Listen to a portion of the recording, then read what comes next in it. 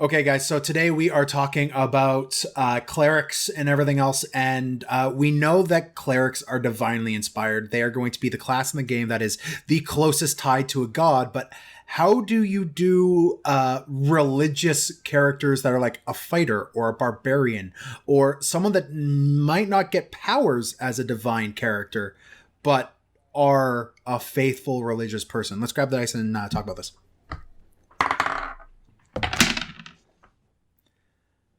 I got a 16. Got a 14. I got a 19, and my favorite thing was that everybody just thought you were talking to yourself by yourself there, Dan. For a moment there. No. Yeah, we're all remote today, if the internet hasn't figured that out by now, because we're all self-isolating like champs. Yeah, respectfully. Yeah. It has nothing to do with COVID. It has to do with Dan's basement. Yeah. Yeah, it kind of smells down here. All right, so no, my answer really quickly is there's no problem with having people pray to their gods. I have zero issue with that. That is 100% totally fine. Have your rituals, have your superstitions, have your religious rites, have whatever it is that you want to do for any character. But it doesn't necessarily have mechanical impact upon gameplay. I don't see why it couldn't have some mechanical impact. Because you're taking it away from clerics then. Yeah, okay. Yeah, I get that. Megan? No, I would agree. I think that if you're playing a character that's not divinely empowered or imbued, I don't think that they should. Like, the only thing I would see could potentially happen if a DM wanted it to would be like a divine intervention. Like, let's say you do have like a fighter that every morning does their morning prayers just because that's a part of their character. It's part of their backstory. It's who they are. Every once in a while, make them roll that D100 just to see if they get a message back, right? So it doesn't really give them a bonus. It doesn't really give them anything in combat. It doesn't give them an extra spell. But I don't see why, if a person is role-playing, the fact that they really, really want to have this connection with a deity, that potential to have that connection, right? So which could potentially lead to a future option, like a cross-class, right? Like, again, like at level 15, if something happens where, like, you know, you have a divine intervention, maybe they do end up taking cleric spells later on, right? So or it just paladin opens up or role-play ranger or whatever, right? Like you're getting divine spells from a god, right? So the way I view it is I would use the boon mechanics as in this lieu and have these deities, if they have these champions of their faith who aren't necessarily paladins, aren't necessarily clerics, aren't anything remotely divine spellcastery. Like, let's just go with like a dragon-blooded sorcerer, right? Like, have the gods eventually give boons. You could do roleplay status. Like, people of the faith know of this person and their effectiveness and their devotion doesn't necessarily mean they have to have like classes and class levels in any sort of divine class. There's all sorts of other ways. I'm fully on board with it. I think it adds a lot of depth to a character. To have and if you are not playing a character that has an opinion on the gods, I don't think you're playing a deep enough character. Like, your characters should have at the very least an opinion toward the gods. And if it's a devotion, they should have a systematic theology to it where they know how their theology plays out. I also think that comes with the caveat that if you run across the Blood War, or you go to Mount Celestia, or even if you go to Limbo, you know, like, how does that affect your pantheon, your faith, your god, your perspective on things? Exactly, right? You should have an effect other than, we're in just a windy place as you land on Pandemonium. Exactly. No, it like there should be a deep religious aspect to planar travel as well, I believe. Well, I think that's a good conversation to have, as we always talk about in session 0. Like, do gods exist on this plane? And if so, is in to ask those questions when you're in that character development. What is your devotion? What does it look like? Are you connected to someone, right? Like, just have that in your list of questions so that if it ever does come up, you have that answer for yourself already. Welcome to the It's a Mimic podcast with your DMs, Adam, Dan, and Megan. Welcome to another episode of the It's a Mimic podcast, the roundtable Dungeons and Dragons discussion where you never know what you're going to get. I'm Dan, and with me remotely are Megan and Adam. Hello. And today we're talking about clerics. Again. Yay! Look, there are 12 different subclasses for clerics right now. That doesn't include the UA nonsense. So we're going to circle back to this topic a couple more times too. Yeah, we'll be back and forth with clerics quite a lot. But today we are back to it with our three domains that we chose. We'll unveil those later since Adam gave me hell for breaking that seal early before. So that'll be the mystery as we go through this first topic. As we dive into kind of like we've done with a lot of these second round throughs. The Xanathar's options for role-playing in your clerics and the things that could help add some flavor to your clerics. So what we're going to be talking about real quick right off the start is the temples, the keepsakes, and the secrets of your cleric and their order. I mean, look, they have a D6 table on each one of them, right? So that you're supposed to roll potentially randomly. They do this for everything in Xanathar, so they've got these D6 tables that you pick and choose these details about your character. I suggest using them as inspiration. You can roll, but I mean, if you're going to be married to a character for a decent amount of time, if for a one-shot, I'm not even bothering with this nonsense, right? But if I want to dig in, even for a 3-month campaign, I want to know a little bit more. I want to dive deeper. I want to choose. I don't want to have it chosen for me necessarily. Yep. And I mean, the way that these are kind of engineered, I mean, these aren't the Ranger tables. The ones for the Ranger tables are bullshit and they're terrible and I hate them. These ones actually inject quite a lot of circumventing thought to your character creation to kind of think of interesting ways that your character has grown up or what thing they have with them that they either mentally or physically that really influences their day-to-day decisions. I love the cleric options here. They are really well thought out. And as someone who's played quite a lot of clerics in the past, having these options helps me play a unique cleric every time. You've got tons of options for domains. This is going to add a lot more flavor to that as well. So if you guys are good with it, let's start with going over where your cleric learned his faith, where he learned his art or his trade as a person of faith, their temple. Now, most temples are places of community worship, yes, but there is also a bit of a monastic tradition to it that's kind of a behind closed doors aspect to temples.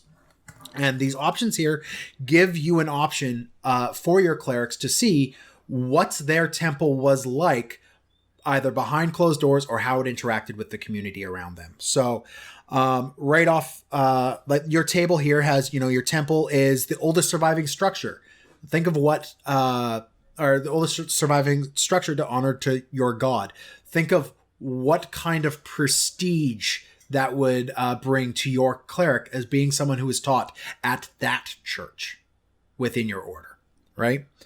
You could, have a temple that was famed for its brewery, or I would throw in like its vineyards, its harvest, its cattle, its art, its whatever.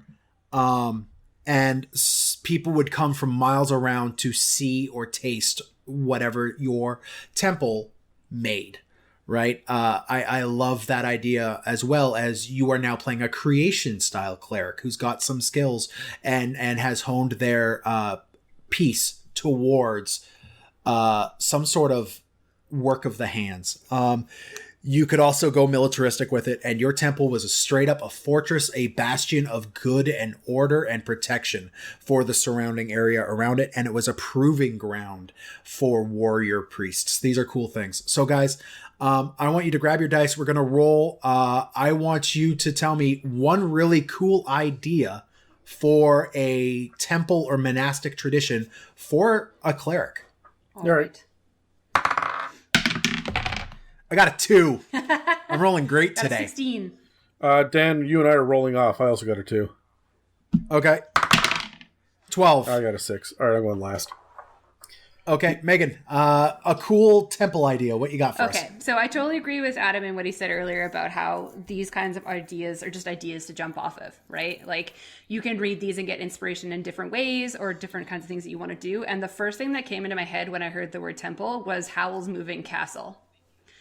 Like a move. Oh, cool. Yeah, nice. A moving temple, right? Like, it's a temple that's like invisible to the naked eye and only people that are of the faith can see it. And it's constantly moving and shows up where it's needed, when it's needed, right? So it can be that random safe haven that appears out of nowhere to the party in the middle of, like, right after a battle ends and you have no idea how you're going to rest, right? Like, and you're starting to panic about, well, we've got to go and do this thing. We don't have time. Suddenly this magical castle appears out of nowhere. And the only person who knows what it is the cleric being like, this is a place we have refuge, guys. I know what this is. You go in and you can spend like a day or two out of the battle, out of the scene in this temple that just randomly appeared. But is a huge piece of this cleric's background that's in your party that never spoke of it. Right. And then that's almost how you could introduce gods. Right. So that is absolutely incredible. I love that idea. Yeah, I thought it was pretty cool. I think that's fun because me, it's like Mordenkainen's Magnificent Mansion, except it's a physical place that you can just walk into. It's not, there's no portal to an extra dimensional space. Right. I think that's actually a lot of fun. And I also like the idea of there being a temple in the sky. I have a question. Does it move between planes? Like, could it move between planes? And like, this is suddenly your vehicle into other dimensions of existence, other planar areas? See, I don't see the purpose for that, Dan. The idea is my head with temples. There are temples on every plane to every god, right? And so, like, you have to, if you go to, say, the Happy Hunting Grounds, and you're wandering around, you may have to look for your god's temple that exists here. I wouldn't necessarily have the temples move back and forth. Maybe there's teleportation circles between planes. Like, you can planar shift because, like, from one temple to another on a different plane. But I don't see the purpose in having something that shifts like that. I think it... Well, I think if it's a major plot point, I could see, like, it is one of the MacGuffins you have is the ability, because this thing could move around the material plane at will and pop in and out. Have like a MacGuffin that your party goes and gets that's some sort of ingredient that gives it the ability to go to Mount Celestia, or gives it an ability to at least project into Mount Celestia of some sort. Like, if you're going to have a magical moving castle, have a magical moving castle. Yeah. And that would be the point. I think that, to me, is, again, it would be up to DM discretion, right? Like, is plane jumping an option in your campaign to begin with, right? If it's not, then you wouldn't use it for that. It is definitely just on this plane. It can move and it disappears, and it's all divine intervention. Like, it's divine intervention, right? Like, the sky is technically the limit. So you as the DM would choose what that limit is, right? But I just thought it was neat because I love the idea of it just being this random safe haven that sometimes comes out of nowhere that reinstills a cleric's faith who just went through a bunch of battles and is losing, what their feelings are and their connection. And all of a sudden this castle appears to them when they need it, right? Like, it's that light. It's kind of like at the end of the Lord of the Rings when they see the eagles coming down to pick them up from the mountain. Yeah. Like, there's the lights behind it, and it's silhouetted in this radiance. And it's like, finally, you're beaten down.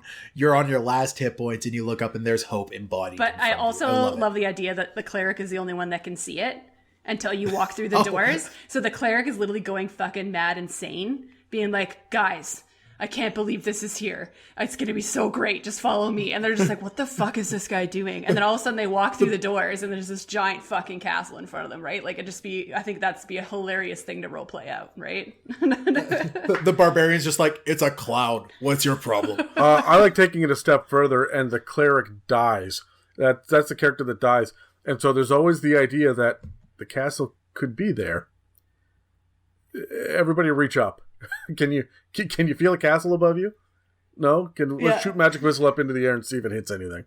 Right? Like, the barbarian starts swinging his axe around. It's got to be here somewhere. Right? Like, I like the idea of that being an invisible part of the world that maybe now your party can't see. Yeah. Cool. For me, I like the idea of a temple that is a temple without walls. If you catch my drift, it is a community garden. It's a town square. It is one of these areas that is definitely committed to some either deity or some group of deities, but it is a communal space that lets nature invade in, lets community invade in, and it's less about this, Gothic architecture, walls and beauty of the building itself, and more of the lifeblood of the people that are engaged in it. This is kind of where I want to lead my next cleric that I make, who is about bringing people together and enhancing community. These are going to be the guys who are the brewers, and they raise bees and have grape fields and vineyards for winemaking. Have expert chefs and are training in like hospitable trades to really build this togetherness as a group. And your party comes in, and you might just consider this being like some weird commune, like some socialist commune that is happening. But you eventually learn that, no, this is in fact a church of, I don't know, Shantae or one of these nature gods. No, look, Dan, I hear what you're saying, and I like it, but I have seen Midsommer, and communes are evil places under the guise of nice, bright, shiny things. And if everyone is there and smiling and all loving a singular god with flowers in their hair and wearing all the pure white linens and prancing around in the fields and eating pubic hair, I think, was that part of that movie? Oh my God. I don't know. I never saw it. Don't. Just don't. That's there's where I come from. Don't. Okay. Well, see, I'm okay with it. If it's an evil commune, then that's an evil commune. It's still a temple, yeah, right? And you can. It's just a temple to an evil god. And now instead of enjoying your time, your party's trying to burn it all down. So I mean, it's it goes either way. Adam, you rolled next on the thing here for temples. What do you got? Okay, so bear with me. I had kind of the same idea as Megan with a moving temple, and I had kind of the same idea as you with an outdoor temple. But my temple was a horizontal slab of rock that is affixed to a hilltop, and there is a singular paladin that sits there and guards over it, and you can come and pray, one person at a time, and the paladin has to allow you to do it. Would it be like the only like praying area option for that specific deity, or like would there be other tablets around the plains? Oh, there would be others around the plains, and you could go to other temples, but here in this area, if you want to talk to this god, they listen to you when you are here on the third moon of each year, and there's a sacred protector of it. This is the temple. And just like hard stop. It's almost an old Germanic or Celtic way of looking at what a proper temple is. It's more of an altar than anything else. It's like standing stones or something like that on the top of a mountain or something. Yeah, you could put it inside a miniature Stonehenge even, right? But I like the idea of there just being one slab of rock on top of a hill. And then I was thinking... Sorry, go ahead. I see this as being like the guy from The Last Crusade who's like watching over the cups. Right? A little bit. I also just like the idea of there being the Black Knight sitting there who never needs to eat or sleep or drink water, and he just stands vigil. And he is there beside this, guarding it, and maybe he's some sort of ancestral guardian he's been there for millennia, and he protects it from the forces of evil so that people can come and pray. I don't know, I like it, but it also, that feels a little druidic to me. So then I thought, well, wouldn't some enterprising young cleric come by, pick the damn thing up with a couple of ogres and cart it around with a pavilion and have a traveling temple?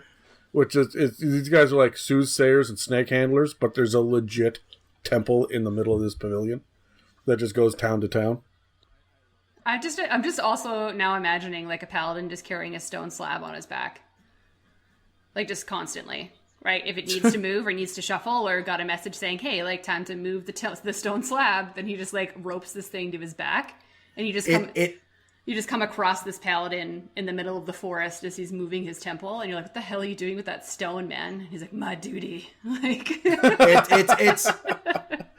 He said duty. No, the he just has to go to the bathroom really badly. It's not asking the questions. My gotta duty. drop this stone off. This is Obelisk from the Asterix shows, right, and comics, right? Just a dude carrying around a big old what's that called? A menhir or the big stone. Am I the only one here that has read Asterix? Yeah, I think that you're on your own on this one, friendo. I read it, but a long time ago. I was like in my preteen. So you're completely right in the fact that it's like Germanic or Gaul focused form of worship, Adam. Like that's what Asterix is inspired by, very much so, is the Germanic Gaul tribes of the Roman era. But it does feel a little druidic to me as well. So I'm not 100% sold on this until you get the snake oil salesman cleric doing his thing, right? Given the faith healing. The only problem with like the one dude carrying this thing around is it stops it really from being a temple, and it's more of a keepsake. Oh yeah, transitions got it. No. So, hold on, no. Oh, it's you're gonna not shit on this? one Come dude on. carrying it around. It's a dude who has ogres drag it around. He's got a whole caravan of people, and he comes into the outskirts of town and he sets up shop, and he hands out blessings for a price. Yeah. But, okay. Yeah. But yeah, the temple itself is a legit temple. So they're just carrying around, but you're saying it's just a single slab? Like the temple is just a single slab of stone? There's one holy relic that they have, and as long as they have the holy relic, whatever pavilion or tent they put up around it becomes a temple. Okay, yeah, no, I'm with you, because I'm going to try to make this another segue that you will probably ruin for me again, is if you have that one little holy relic, that's a great keepsake, which we'll talk about next. You can't see it, I'm doing finger guns right now. So keepsakes are those little items, those holy relics. In Catholic tradition, these are like the finger bones of saints, or dirt from Golgotha where Christ was crucified and stuff like that. Like these are little things that are referential to your specific faith that have more symbolism to them than just a simple mark of your deity, more than just like an amulet with your sigil on it. Some of the options they have here are a finger bone of a saint, or a metal bound ancient book that tells you like secrets of your order. There's a braid of hair woven from the tail of a divine creature. Like I got a question, Dan. The fuck is a pig whistle? It's a pig's whistle. What? Yeah. What is a pig's whistle? A pig's whistle that reminds you of your humble and beloved mentor. I have my answer to what a pig's whistle would be, but I want to know what the real answer is, because my answer is skews in the direction of Terry's dirty mind. I think a pig whistle is a very small, like it's a penny whistle is another name for it. It's just a very, very small recorder type whistle. Like half of a pan flute. I'm looking it up. I'm going to look it up, and I will let you know how many penises I run into. Because we're mobile, we're remote. I actually have a computer in front of me, so. There you go. Pig's whistle. Oh my god! I want you to know that the only thing that I got was Peppa Pig, or whistles in the shape of pigs. There's one particularly disturbing one. Oh, this one looks good as some sort of I typed in legit pig's whistle with the apostrophe and everything, and the top result is someone on the D&D Reddit asking what the hell a pig's whistle is in reference to Xanathar's. No, you need to go to images. Good lord. No, I don't. So a pig's whistle is a thing of very little significance or value. Oh, so sausage. No, there's a picture of sausage here. That's close to what I was thinking. Nope. You're not carrying around an old pig dick. It's not happening. No. I love the idea that the pig's whistle reminds you of your humble and beloved master on the list. Yes. So I hope his name is Old Pig Richard. Kevin Bacon. Anyways. Stop. Anyways, so these are things that your character would carry around with you that are more important to them or bring more reverence to them than just their normal holy symbol that they would raise when they're channeling divinity or something. So, guys, as we've done with other sections of this, I want to roll the dice and figure out what's a good trinket or keepsake that a cleric could have with them that's different from the list that we have here of a finger bone, a book, a pig whistle, a braid of hair, a scroll, a rune stone, stuff like that. Like what interesting one can you guys come up with? So Piggly Richard's severed member is not going to count. Oh my god. Okay, we're going to roll dice, Adam. Okay. I got a 16. Got a 6. I got a 10. All right, Dan, you're up first. I like the idea of for every single faith there needs to be a martyr. In my opinion, like there should be martyrs of a faith if it's a well-established faith. And one of the things your character could carry around with is like an arrowhead that was found in the side of one of these martyrs, or the thing that killed one of these martyrs. Something that kind of drives your character forward and they look at this thing as in, this is the amount of faith that character had, or that person of the path, that martyr had. So that is the type of faith I seek to emulate. Yeah, okay. So that's mine there. I like that because then in a moment of desperation, they could even use that arrowhead as a godly weapon. Yeah. Yeah, right. And as a DM, if it's in a good moment and there's a little bit of rule of cool stuff here, I'd give that character a little bit of an added oomph with that weapon. Yeah. Depending on who the god is and what domain the cleric is and whatnot, absolutely. So who was next here? I think it was Megan. Oh, Adam. No, it was Adam. me. I rolled a 6, man.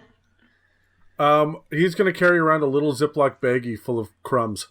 Nice. Because it used to be a piece of toast with Yinagu's visage that had been burned into it. It's like people do in real life with the Mother Mary. Yeah. Right? But it's been in this guy's backpack for like 3 years as he wanders the earth. So now it's just It's crumbs. that rotten plum at the bottom of your lunch bag your mom forgot to take out.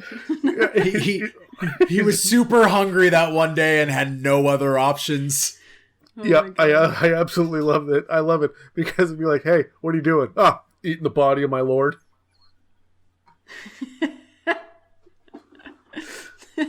But then I'm also imagining they're going through like a famine, like food is hard to find, and everybody's like, hey, don't you have that bag of crumbs? You'd be like, that's for me. That is a holy symbol. Can you, how dare you? If you look at it under this light, you can see Yinogo's face. Yeah, like, fuck off.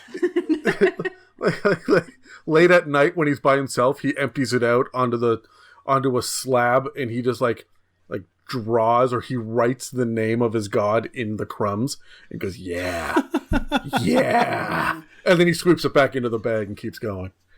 I love it. Love it. Okay, Megan, what you got for us? All right, so it wouldn't be me if I didn't go dark with this, obviously. So my idea on a keepsake is I want to just do it as like the opposite of what your holy symbol is.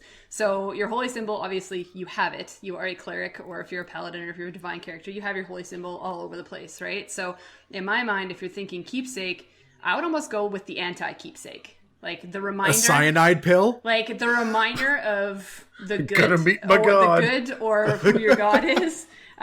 So like if you did have a god of life, maybe it's a skull to remind you that death is imminent, or death is something you want to ward off, right? Or if you are worshiping, I don't know, as a cleric, I don't know, like a god of light, you have one spell of like magical darkness that you carry, but you're not allowed to use it. You know what I mean? Like that kind of stuff. Okay, yeah. It's a reminder of your anti-god. It So like it sounds to me like you're talking about a Constantine level character who's running around, believes in God and knows there's a heaven and whatnot, but has a book with the giant pentagram on the front of it because he's fighting devils.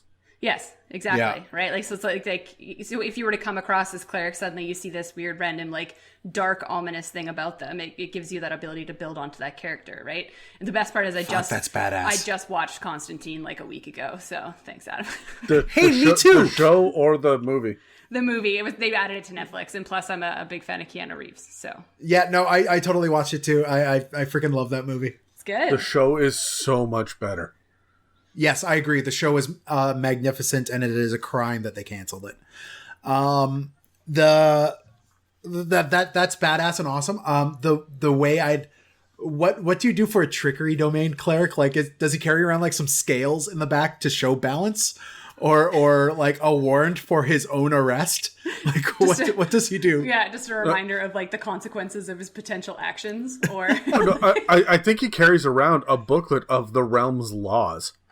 Like the kingdom's laws. And then he sits and every once in a while he sits down, he flips through it and goes, oh, well, they worded that just fucking poorly. or like did that one, did that.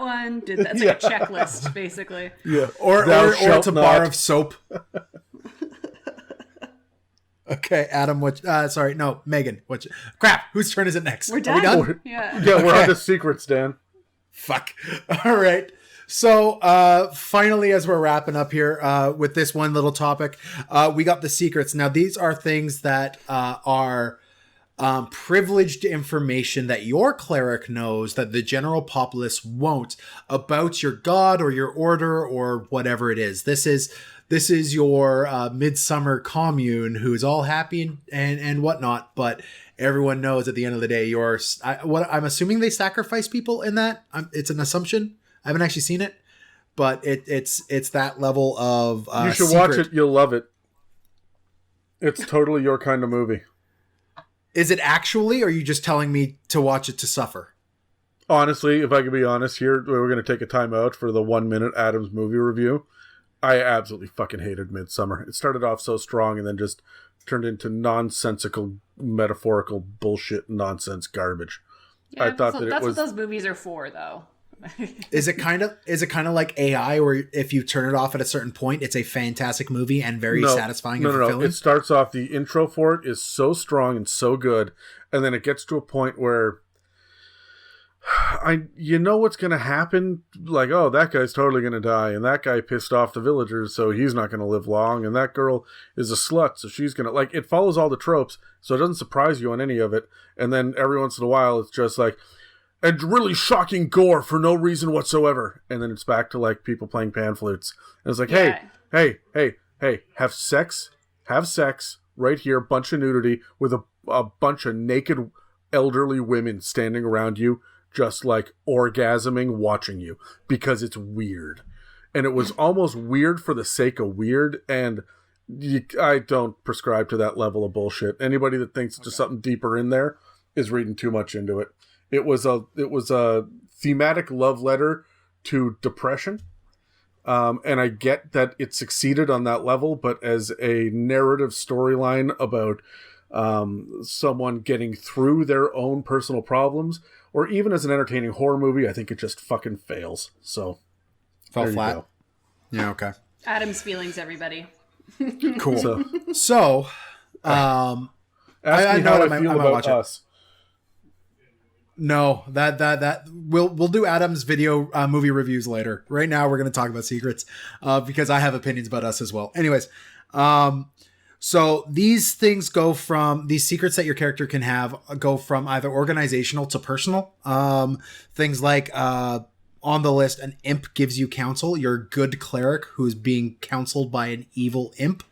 You try to ignore the creature, but sometimes the advice is helpful. There is that you You acknowledge the power of the gods, but you think that most events are dictated by pure chaos. So, like, you are a faithful religious person, but you have some severe cynicism to you.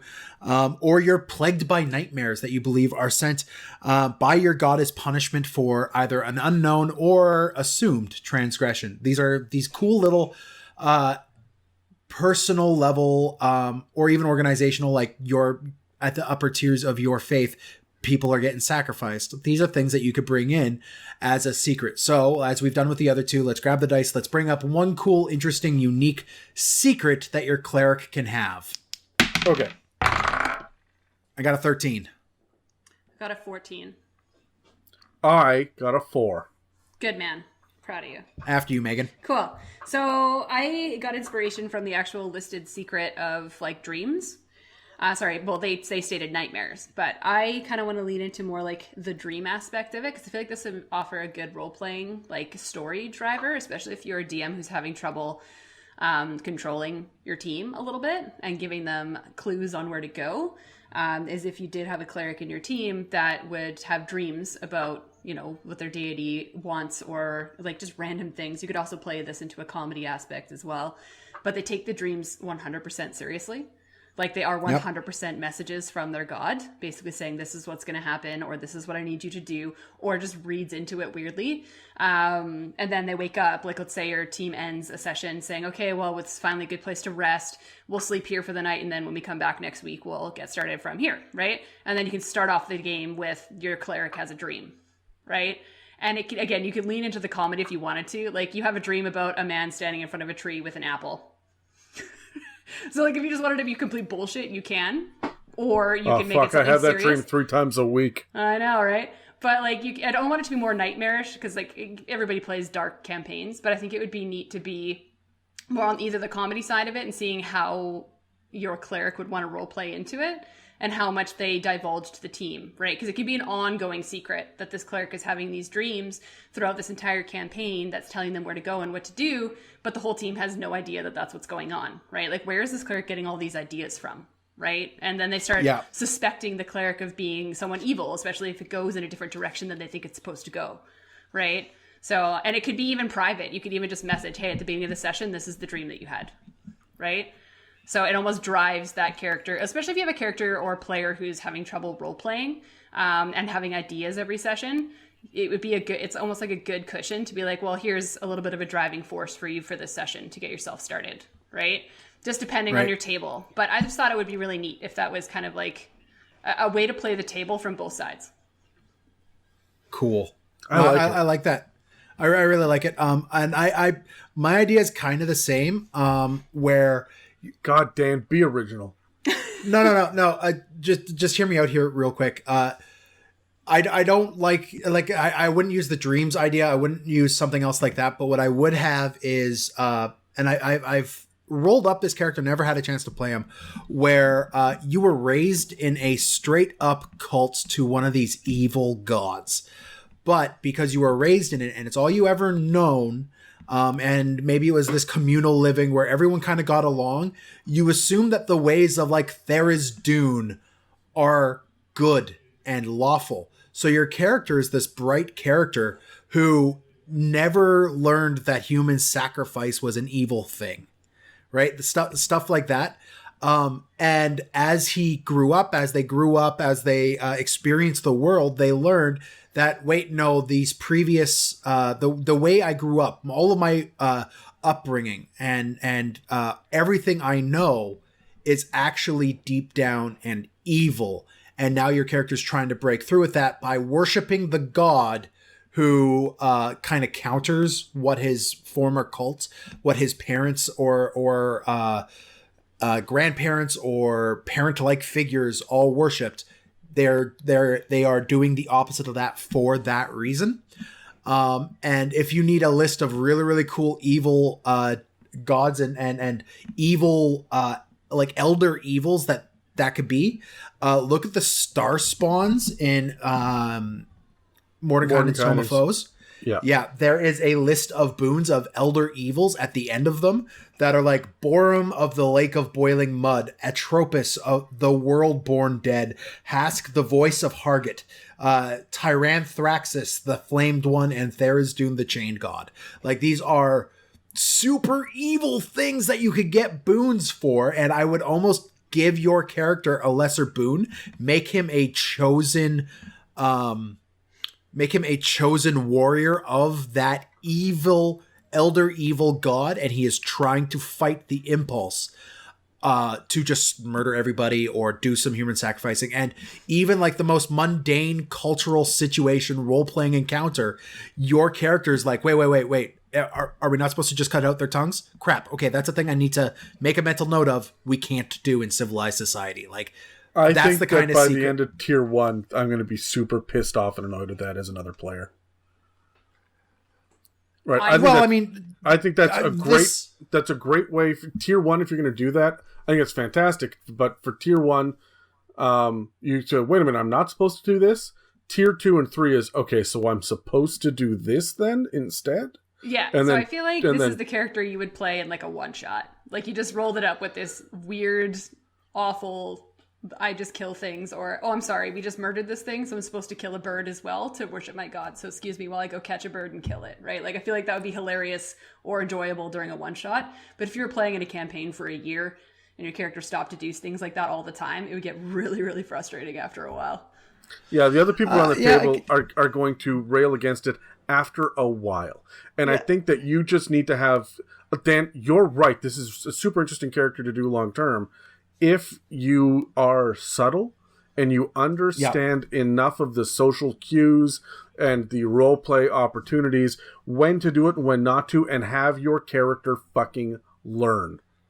Yeah, no, exactly. Yeah, and it brings a dynamic to the character that I think is really interesting. You don't have to run a table, like you be the center of attention on the table to run this character.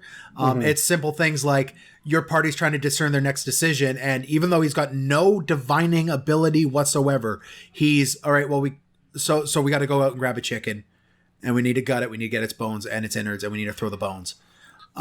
Thinking like, that guys, that's just a completely normal I know thing. we got to fight this dragon, but first, blood orgy, right? It's the only way to get that extra 10 temporary hit points is blood. So It's not like, and it's like 2. He's just in it for the fun. And it's like an assumed thing. So he's like, all right, so we're killing the dragon. Okay, so he just starts taking off his armor, and the party getting undressed. What are you doing? We do the blood orgy now, right? Like, that's... No. It's the rest of the party turns around. He's already naked and smeared with blood, going, "Who's first?" Oh god. Oh, I love it. Okay, Adam, what you got? I don't know why we're walking around the topic. I think your secret needs to be that you are the second coming of the Messiah. Yeah. And your College of Lore bard in the party also knows this secret, and they are writing down your exploits.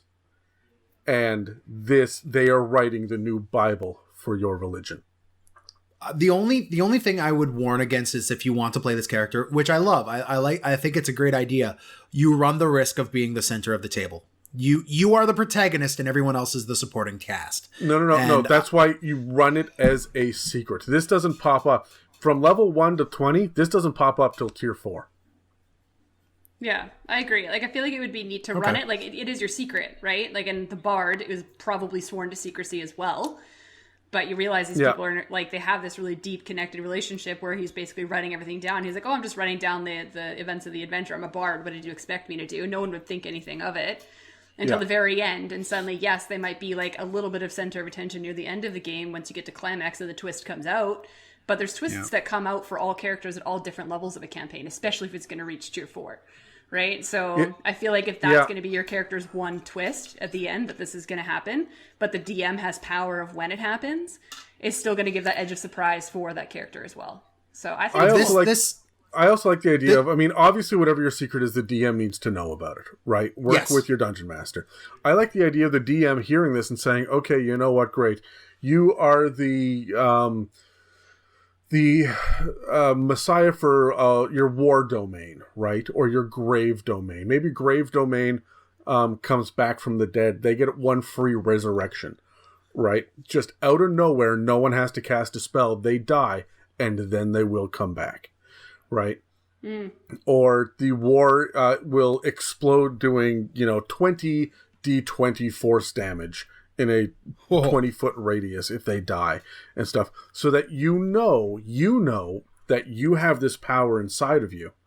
And when the right moment comes, you will sacrifice yourself, become a martyr, cement yourself as a messiah or a saint, and then your exploits will be spread around the world, and everyone will know your true greatness. So you're looking for your opportunity to bow out, to make that big sacrifice to inspire the people to follow your god. I get it. I like that idea, especially established from the very beginning. But I think you could add a little twist to it. As a level 1 character, you are one of many potential messiahs. So you know that it's an option, but you definitely don't want to let that out, because then the opposing faction will want to take you and all of the other ones like you out. And then by tier 3, tier 4, it is made apparent that no, you are in fact the messianic character for this faith. Yeah. Rather than it just being like all cards on the table, you are the second coming from level 1. I would want there to be a little bit of ambiguity there. Like, you as a player know for tier 1, the bard learns tier 2 that you could be this person and that you're one of the potentials. Tier 3, you and the bard both learn that you're the messiah, but you need to kind of keep it to yourselves. Tier 4, that has become fully realized, and now you are leading your entire church, and you've had that moment probably at the beginning of tier 4 where you rally the church and you've made your personage apparent to everybody. I don't even think that you need to. If you like, I agree with everything that you said, but I'm going to offer a counter perspective on this. I don't think your secret ever needs to come out. Not really. Not until the bard sits there and kneels down and says a prayer over your newly dead body. Everyone's like, what are you doing? And he's like, the church will need to know, right? And then the bard goes off, sends a message, and then the pilgrimage to this site where you gave up your life fighting a Baelor or whatever, right, comes to pass. And your players watch the secret becomes revealed through the aftermath of the world rocked by your own death. I don't think the rest of the party has to ever know while your character is alive. And that would add to the mystery. Yeah, sorry. Go ahead. Look, I'm just saying that I think that if you have a secret, you don't necessarily need to reveal it to the others, right? This can be your thing that you hold on to. There doesn't have to be one big crazy moment where the rest of the players on the table go, oh my god, really? Blah? You be a changeling the entire time. And if no one ever figures it out, well, you knew and the DM knew and you had fun playing. Yeah. You don't need to have that big moment. Cool. All right. So those are the temples, keepsakes, and secrets that are available to Xanathars. Have fun with them, guys. Move on. We are going to take a quick commercial, and then we're going to break down some of these domains. Hey everyone, it's Adam here, and we just finished our first giveaway in a long time. We're all super excited about it, and our winner at Gelf Wings, or G-Elf Wings, I'm not entirely certain. I'm going with Gelf Wings. Is our winner this time round, so congratulations, and also thank you for joining everybody else who entered. This was absolutely phenomenal. We really had a lot of fun doing this. Saw a lot of really cool Instagram stories. We noticed that some people were just flooding the Facebook page. We had well over 100 entries, and I was super excited about it, and I know the others are as well. So we are sitting down and recording Gelfwing's special episode soon, and we should have it released sometime within the next week or so. And we are also going to be mailing her these 2 awesome Mimic minis that you guys can't see, but I can, and they're awesome. So anyway, we'll be having more contests and giveaways in the future. We're probably going to try to nail out a handful every year, and we're going to be consistently doing these special episodes directly to one person's direct question. So start thinking about it, start prepping, and we're going to open it up to Instagram and Twitter and Facebook, all our regular social media places, and stay tuned for more info, more details, and again, congratulations to Gelfwings.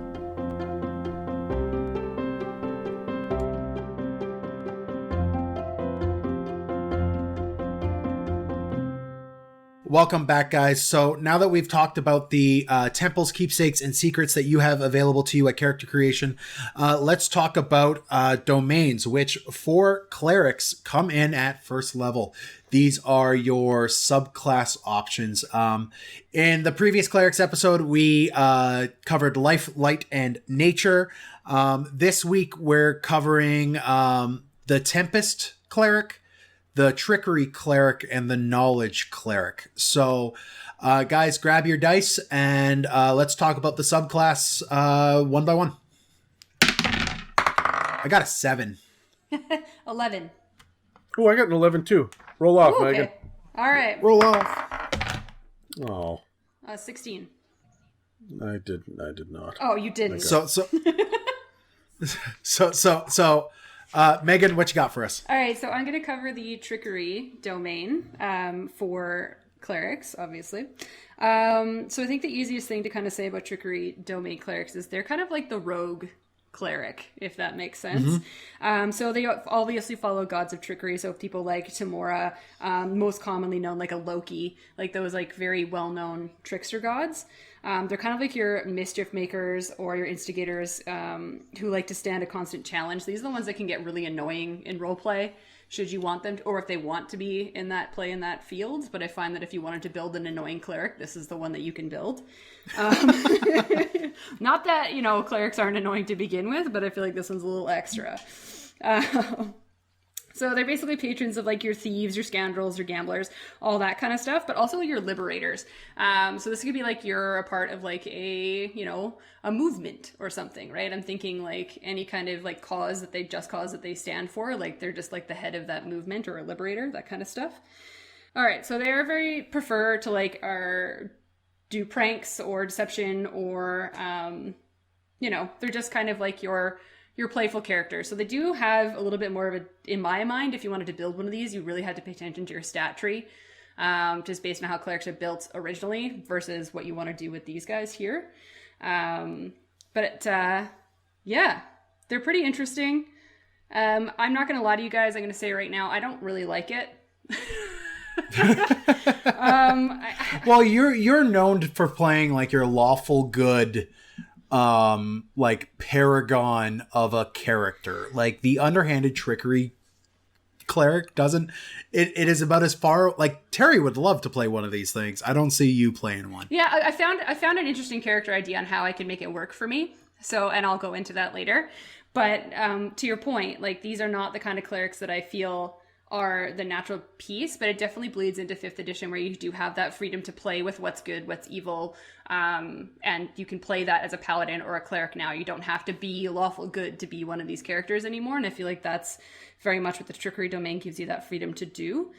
They do give a lot of really cool spells, which I'll go into, but I feel like their spells are a lot to do with like crowd control, or just really being a really good support character from a distance.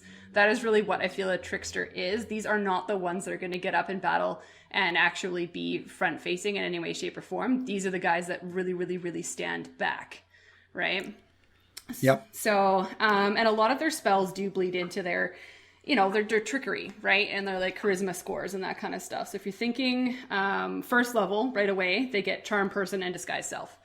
So right away, it's almost like rogue, right? Like you get the ability to charm with your charisma and you get your ability to disguise yourself to really kind of maybe hold that secret that you've decided that you wanted to have, right? And then right at 3rd level, you get mirror image and pass without a trace.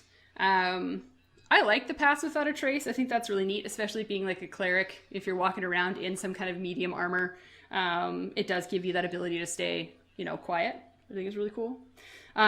Mirror image, I didn't really see. You guys can correct me if I'm wrong. I don't really see the need for mirror image because they get their duplicity. I think they get it because they get the duplicity. Yeah? Does that make sense? Because I mean, mirror image, what it does is it summons a bunch of illusions of yourself. So it's just more of the same with duplicity. Like, it makes so much sense for them to have it that if they didn't have it, but they still had invoked duplicity as a channel divinity, it would feel weird and out of place. So I'm glad they have it, but at the same time, I'm just like, are we just playing this like their invoked duplicity just gets a little bit better at 3rd level? Is that the way that we flavor them having mirror image? Yeah, it just becomes a part of them, right? Like they use it so often that it's now a part of their nature just to use it regularly, right? I feel like that's kind of the feel. And then at 5th level, they get blink and dispel magic, so kind of your classic spell operations. And then at 7th level, dimension door and polymorph, which I think is really cool to get polymorph as a cleric. Yep. I just feel like polymorph in general for any kind of divine character that you build can be a really strong role-playing aspect to it, right? I think blink as well is one of those incredibly like ace in the pocket level spells where, especially if you're playing a cleric and thus maybe you embrace the role of a bit as a healer with blink, you're super powerful. Blink is one of those spells that can make or break an encounter. Yeah, absolutely. 1 sec, Megan, before we keep going. Adam, are you there? Oh, yeah. Okay. You just were quiet for a long time, and I'm like, did we lose him? Yeah. Cool. Deal. At 9th level, I'm sorry. I was looking up mirror image, so that's where I was. So. Oh. Okay. Do you have any comments on mirror image? Mirror image is a lesser ability compared to the duplicate or whatever it is. Duplicity. The trickery. Duplicity. So it's a lesser version, but you don't have to expend your channel divinity to do it. Yeah. Right. So that's why I think that it's there. So that if you want to kind of get the effect of, you'd really like to use it, but you want to save your channel divinity for whatever reason. It's early in the adventure or early in the day or whatever. You're just like, I'm not ready to do this. You can blow a mirror image easily. It's right there for you. It's simple. You can do it, right? True. That's why I think that's there. Yeah. All right. Cool. Well, at 7th level, they get Dimension Door and Polymorph. Already went over that one, but I just wanted to mention I love Dimension Door. I think it's a really good backdoor escape, really. I've used it in every campaign I've been in. Dimension Door is very handy to have. And getting that at 7th level is pretty great. Like just auto getting it instead of having to take up like a spell area and choicing. Like I think it's a really good one to have, especially if you're thinking of tricksters needing to disappear immediately, right? Just imagining this big buff, awesome cleric all of a sudden opening a door and just disappearing, just fucking off, right? Like I just think that's a really good imagery. At 9th level, they get Dominate Person and Modify Memory. These are really cool. I'm thinking of this as very much like Men in Black style. Like I was here, I did this thing, poof, now you have no idea what I did, right? Yeah. So, yeah, I think that's a lot of fun. Yeah, so I think that just looking at the spells and thinking about where they come from, I feel like this is more of a very strong role-play style domain. This is not the character you want to roll up if you want to be in battle. This is not the character you want to roll up if you like hitting things. This is not the character you want to roll up if you are really bad at conversing. I disagree with you on that one. You get spells like Blink, Mirror Image, Dispel Magic, Dimension Door, like Dominate Person. This guy, I mean, might not be face to face, like is not up in melee combat. But that's what I mean. But, you have to be creative with it. But they still are, because they're still a cleric. They still have their shield and their armor and their warhammer. They still have guiding bolt and spiritual guardians and all of that. They're still a basic cleric with this on top of it. So I hear what you're saying, Megan. They're not going to go toe-to-toe with a war domain cleric, but they're still going to be more useful in a fight than, let's say, a thief in a straight-up toe-to-toe combat, right?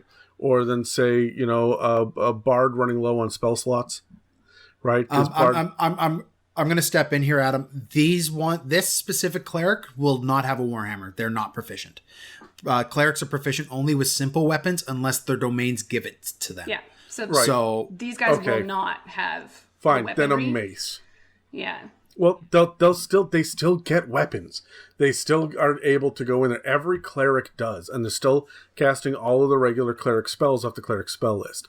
They just have this stuff as well. So I think that this is the person. This is Gambit from X-Men. He doesn't want to get in a fight, but he will. Don't push him. Yeah. Right. Yeah. I'm with you. Yeah. Well, they do get a couple of really good abilities as they level up. So when it comes to being a trickster, the first thing they get right out of the gate is the blessing of the trickster. So basically this one is starting at first level, so they get it right away.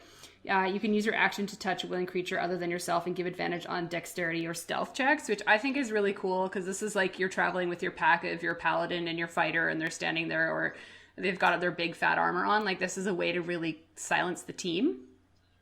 Yep.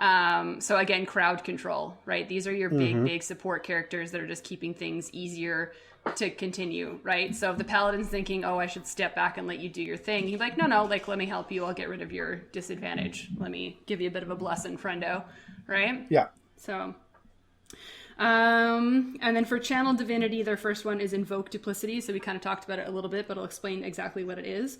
So you basically use this ability to make an illusionary duplicate of yourself. So it is an action. You create a perfect illusion of yourself that lasts for 1 minute or until you lose your concentration. So this is a big piece that I find difficult with clerics in general. Again, you guys can correct me if I'm wrong, but it's the part that I find frustrating is a lot of their shit is concentration. Like a lot of their shit. So you have to be very strategic about what you're choosing is up at what time. But the reason for that is because their shit is so powerful. Exactly. That having two at a time is an issue. So you're essentially choosing which bazooka do you want to use. You can only use one at a time. Yeah. I'm comfortable with that. But I've also been put in that situation where I choose the wrong one. You know? And then you have to pedal backwards and be like, oh, this one concentration thing didn't work. Okay, I'll drop it and I'll do this, right? And because battles changes so quickly, and you try and plan 7 steps ahead, and by the time it becomes your turn, you're just like, okay, well, what I just planned 7 turns ahead isn't going to work, so let me just figure this out again, right? Like I found that I've played a few clerics in my lifetime, and I found that in general with clerics was something I've really struggled with, was just maintaining what the heck I was concentrating on, right? So, but no, I really like this one because it does... It basically occupies a space that you can see within 30 feet. And as a bonus action on your turn, you can kind of move it within 30 feet. But it must remain within 120 feet of you. And then the cool thing about this is that it does give the illusion that it's doing your spells. So if you're casting something, it will also move and look like it's casting something. If that makes sense. That's an easy way to describe it. That's a lot of fun. Yeah. Yeah, so it's almost like you are going to create a lot of confusion for what you're fighting. So this on the DM side would be interesting to play with because now you kind of have to role play out during battle. This thing that you're fighting, there's now 2 of them and you technically don't really know which one is. So how is you as a DM going to navigate figuring that out, right? Yeah. But it does specifically say that you do have to use your own senses to operate it. So you still have to see what it's attacking. You still have to be able to use all that pieces. Would you guys agree, and this was an argument that I looked at when I was online just reading stuff, would touch spells work with your duplicity character? Yeah. Yeah? 100%. Yeah, I would. Why not? Like, I mean, it makes sense to me. Like, you are able to inflict wounds with your duplicate. Like, I don't see why you wouldn't be able to. Yeah. And I agree. I think it's kind of cool that if you are, specifically, especially with clerics in this one, because they're not as beefed up as your classic war cleric or one that's built to be in battle, you are distancing yourself. So how do you get into battle to heal that one character or that paladin that's going to be front facing, or that fighter that's right up in the battle, right? How do you get that heal in? Duplicity, right? Like it's going to really, really work for you in that way. Yeah, I would almost if I was DMing for a trickery cleric, I would give advantage on a hide if they had their during battle, if they had their duplicate out, both of them split off from a point, and like they cast, I don't know, fire bolts or what, like just a cantrip, but they cast it through their duplicate. Yeah. Your monster is going to be able to see that, and then it's going to just assume that the other one is the duplicate, even though you're the real, like the one that didn't cast the spell is the real one. Yeah. So I would give you advantage on your hide because they're not going to be focusing on the one that didn't Cast. quote unquote cast the spell. Honestly, I gotta disagree. I'm not gonna let you cast spells through this thing because it's an illusion. It's not hard. It says you can. Where? For the duration, you could cast spells as though you were in the illusion space. Yeah. So you basically So cast you your straight spell up can. through your duplicity, and your duplicity makes the actions like they're casting it. So it is written in there. But if you wanted to, as a DM, be like, that seems pretty bonkers, like minimize it, or maybe even give disadvantage because it is an illusion. It's your channel divinity. You get what, 3 of these at level 20. Yeah, that's or true. at level 18, right? You're using a dire resource to have this thing out for a minute. I don't see any problem with you using this thing to fool your opponent. Yeah, okay, so here's what it is. Here's where I draw the line. For the duration, you can cast spells as though you were in the illusion space. So I'm sitting here thinking, if it's 60 feet in front of you, because it can be within 120 feet, and you cast a spell with a range of 90 feet, that range is 90 feet from the illusion, because it's as if you were in its space. You still have to be able to see the target. Right? Oh, yeah. So if it walks around a corner, you can't target what's around the corner unless you also go around the corner. Yeah, no, because it does say you have to use your own senses. So you do have to be able to see what it's attacking. Yeah. Right.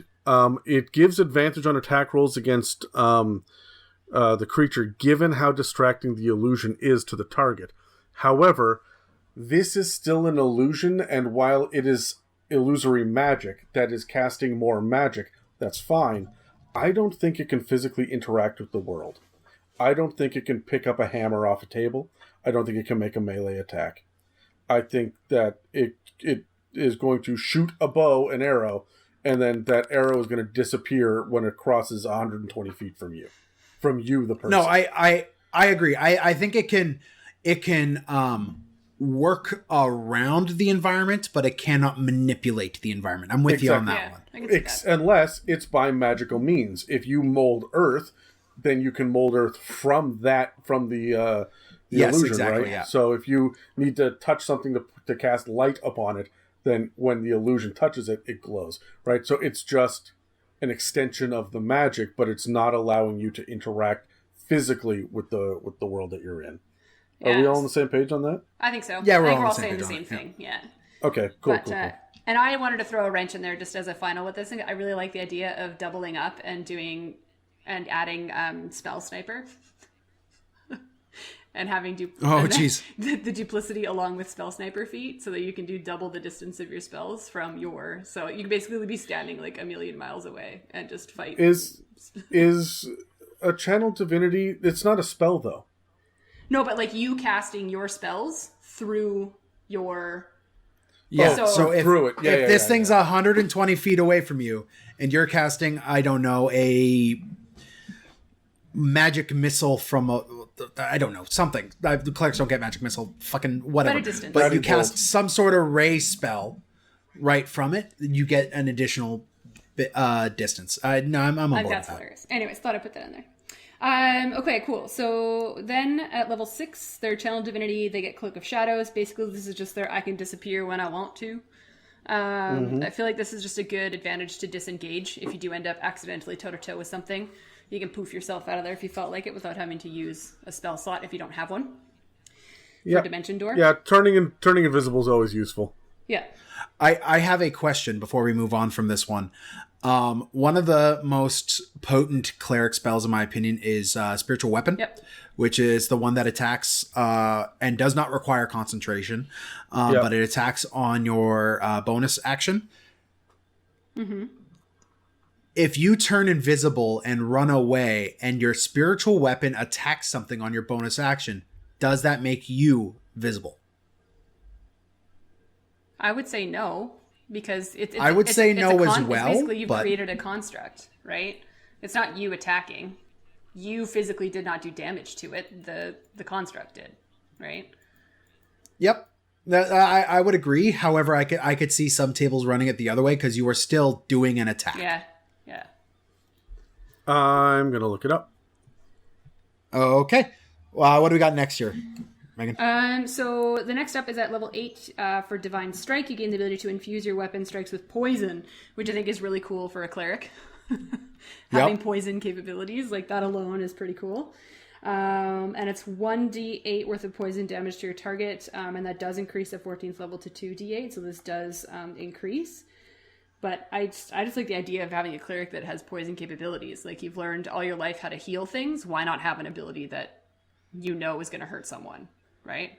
I would, as a DM, be willing to change the type of damage based on which god you worship. Yeah. Right? Like, I don't see a cleric of Palor getting the ability to poison things.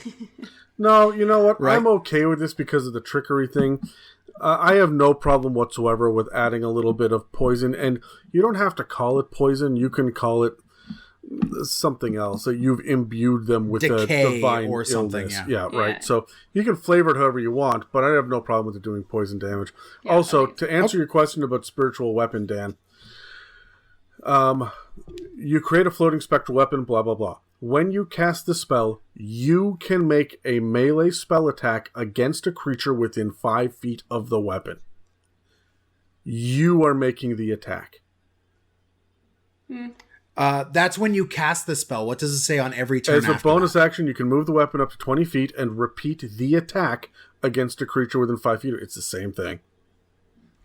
So you'd say that even if it's a bonus action and it's the spiritual weapon and you're invisible, you would still become visible. That is correct, because you are making a melee attack with the spiritual weapon. As a matter of fact, now that I'm reading through this, I see that the way that I would do it is the somatic component to the spiritual weapon is you miming swinging the damn thing. That kind of makes sense. Okay. Yeah. Okay. I mean, I know a lot of tables that wouldn't run it that way, but I get it. I very much get it. Sorry, man. Rules is written. If your table doesn't run it that way, then your table sucks. Well, there's a lot of homebrew in this world. Let's be civil. Yeah, tell us again fam. how teleportation magic and resurrection magic work, Adam. Like, people change things as they want. So I mean, it is. I've never done that. Yeah. No, never. Not at all. Not once. All right. So, and then at level 17th, you just get your improved duplicity, which I think is freaking awesome. So you basically get 4 duplicates of yourself instead of 1. So, and then on your bonus action, you can move any number of them up to 30 feet to a maximum range of 120 feet. Now imagine having Spell Sniper with this. Like, that would be really cool, just to be able to have that ability. I do love this for the confusion factor. Again, I think my biggest thing with Trickery, even though it's not my favorite domain so far out of the 12, I think you can have a lot of fun with the role-playing aspect and the visuals, right? Which I do like. I do like in battle being a little bit more creative with the visual of what it looks like, or, you know, like not just running up and hitting it with a sword, but like making sure that you like, oh, I'm going to leap over the shoulder and like stab it through the heart or whatever, like being a little bit more creative with it. And I feel like with these guys, you have to be, right? And I think that that's one of the things that I like about the Trickery domain is forcing your people to role play and talk about what it looks like when your character is doing what it's doing, right? Yeah. I agree. Yeah. Cool. So that's Trickery domain. All right, Adam, you're next. I am next. So I got Knowledge Domain. And I absolutely love Knowledge Domain because I thought it was the weakest thing ever until I started to dig into it. First of all, there are a couple of different kinds of knowledge gods. There are the ones that hoard knowledge and need to know book knowledge and read from scriptures. And then there are the ones that are the practical smithing kind of gods and knowledge domain clerics as well, that understand the idea of crafting and invention.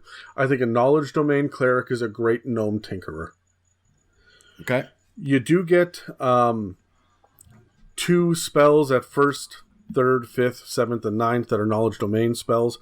First level, it's command and identify. That makes a hell of a lot of sense. At third level. But I mean, do you even have a spell slot to cast Identify? What level is Identify?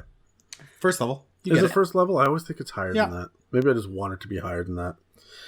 Third level is Augury and Suggestion. So, I mean, that makes a certain amount of sense. You're manipulating the truth, I think, which we're going to see a lot of with this. At fifth level, it's Non-Detection and Speak with Dead. Non-Detection is a little bit strange for me, but I guess you're controlling other people's knowledge. Sure, yeah. Seventh level is Arcane Eye and Confusion. And ninth is Legend Lore and Scrying. Honestly, Identify, Augury, and Scrying, and even Speak with Dead really fit this. Everything else feels like a bit of a stretch, but I understand that you are about manipulating the truth and understanding the truth and controlling the truth.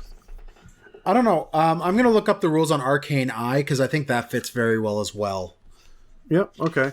At first level, you get Blessings of Knowledge, which means you get 2 languages of your choice, which is fun in some campaigns and useless in others. And on top of the regular cleric skills that they can be proficient in, you get the ability to be proficient in Arcana, History, Nature, or Religion. Which are, the knowledges. Don't you have access to most of those to begin with as a cleric? You have access to history and religion already, but if you chose, persuasion and insight, then you have access to pick up history and religion again later, I guess is the point. Yeah. Your channel divinity is really easy and really straightforward. Starting at second level, you can use your channel divinity to tap into a well of knowledge. And as an action, you choose one skill or tool, and for 10 minutes, you're proficient with it. That's cool. I like that. Yeah. I really like that. It's different. I like it. I could see a knowledge cleric being the rogue of the party. I like it. I like the idea of, wait a minute, I read about this. And then you're just good at it. But what's interesting here is that it only takes an action for you to stop and recall this, but it is not it's not a concentration. You just have it. This is your Hermione Granger, guys. This is yes, very much so. Yeah. Dan, did you find Arcane Eye? I did. So basically, what it does is it lets you summon an invisible eye that you could see through. Oh, this is your security camera for an hour. Yeah, it's a security camera. So, but it's invisible and it can move, and there's no limit to the amount of distance it can travel other than time, like the duration of the spell. But you can move this thing around and get visual clues. So if you were just trying to spy for a way into something or out of something, throwing an arcane eye on and just following it around to find your secret path before you go forward, gaining knowledge that way, works. How long does it last? It lasts for an hour, I believe. I've already closed it. Let me double check that. You can look into anything that's going on within the palace or anything within the marketplace. But you're not going to be able to look at things 3 kingdoms away. Yeah, well, a solid barrier blocks the eye's movement, but the eye can pass through an opening as small as 1 inch in diameter. So it's like a physical eye that is invisible, that is floating around. It's gross, and it lasts and I love it. An hour. That's gross, and I love it. Yeah, and you summon it within 30 feet of you. And then it can move out and has normal vision and dark vision out to 30 feet. But how far can it move it around? You can move it 30 feet in any direction as an action. So for an hour, you can move this thing 30 feet every 6 seconds. So hold on. That is 300 feet a minute times 60. So, you've got some range on this thing. Yeah, you've got some range on this thing. You could do some serious scouting on it. And as a 3rd level spell? Yeah, man. I mean, so far you're replacing your scout rogue for certain, right? Yeah. But you're definitely infringing upon what a ranger can do, and the skill proficiency kind of makes rogues a little redundant. I'm sorry. This is a 4th level divination spell. Yep, you get it at 7th that level. you get at Arcane Eye 7th level. Okay, yeah, that makes sense. Which I was like, wait a minute, that's way more powerful than I thought it was. Yeah, no. At 6th level, you can use your Channel Divinity to read thoughts. You can access a creature's mind to command it. It means that as an action, you choose one creature that you can see within 60 feet. That creature must make a wisdom save. And if it succeeds, you can't use it again until you finish a long rest. However, if the creature fails its save, you can read its surface thoughts. So the things foremost in its mind, current emotions, and what it's actively thinking. As long as it's within 60 feet of you. This effect lasts for a minute. During that time, you can use your action to end this effect and cast the suggestion spell on the creature without expending a spell slot. What? The target automatically fails its saving throw against the spell. So, you get suggestion at 3rd level, you get this ability at 6th. So, as you are entering tier 2, you are able to just cast suggestion without expending a spell slot. And it Well, I will mean, on work. a creature that fails a will save. Right? A But like, if wisdom you were save. trying... Welcome to Sorry, Fifth yeah, Ed. a wisdom save. Yeah. But like, if I love this for like if you're doing a ball or a like some sort of nobles party. I mean, I like this for guards. You don't need to line, yes, for guards as well, but for like, you don't need line of sight to maintain this. As long as you are within 60 feet of them, they could be in another room behind a lead door. It doesn't matter. This works. Yeah. Right? So this is super powerful, especially for 6th level. The uses of this are limited by the ingenuity of the player. Yeah, and also the limitation of the suggestion spell. Suggestion spell is not mind control. It does have limitations to it. But you're right. This is going to get you past most social encounters. This is going to get you... I mean, this throws the entire economy out the fucking wall, or out the window, because of the damn ability to just get free shit all of the time from every merchant. Yeah. And at 6th level, how many divinities do you get?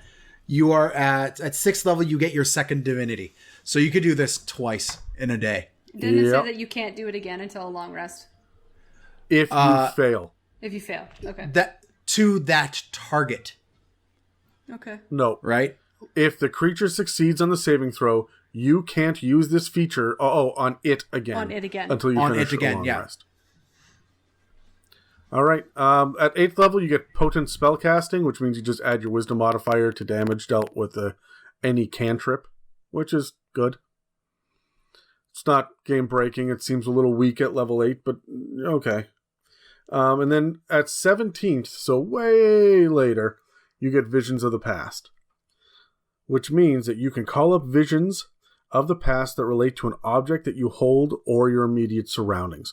If you spend at least a minute, you will receive glimpses, or dreamlike and shadowy, of recent events. You can meditate in this way for a number of minutes equal to your wisdom score, and you have to maintain concentration during that time.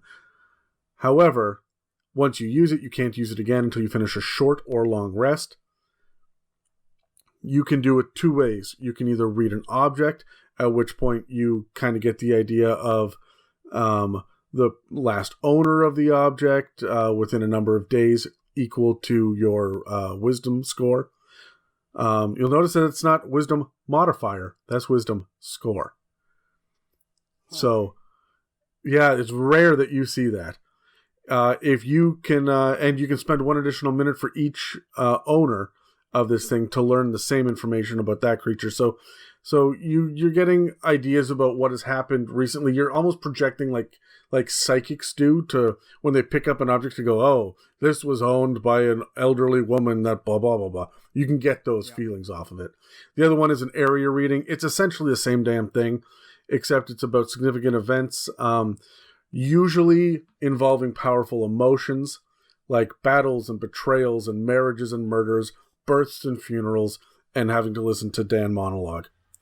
However, they might also include more mundane events that Like end up being having Dan monologue. Yes. That might pertain to your specific situation that you're in right now. So you can walk into an area and you're essentially getting a reading. Have you guys seen Poltergeist, right? And the medium walks in and starts making proclamations about the evil spirits in the house and whatnot. That's what this is to me, right? This is you being able to say, you know what, this place has been desecrated, or this place has been, there was a great argument that happened here between an elderly man and his son, or something like that, right? We're standing in the place where the princess was born, right? Yeah, I feel like this is your more detailed history check, right? Like in a history check, you know, like the story of it. But like this is like, I've seen it. This is what happened. These are the details. This was the conversation that occurred, right? Like what's interesting to me is that I really feel like this is divination magic that a diviner should have access to. It's very strange that it's in the knowledge domain, but I freaking love it. And it makes this character super flavorful. None of these things really break the game, in my opinion. I like the knowledge domain. I'm not sure that it would ever be my first choice to play. But if I was going to do more of a gritty, down-to-earth campaign, like low magic or whatnot, I might go knowledge domain, because it has almost a Call of Cthulhu feel to the idea. Yeah, I could see that.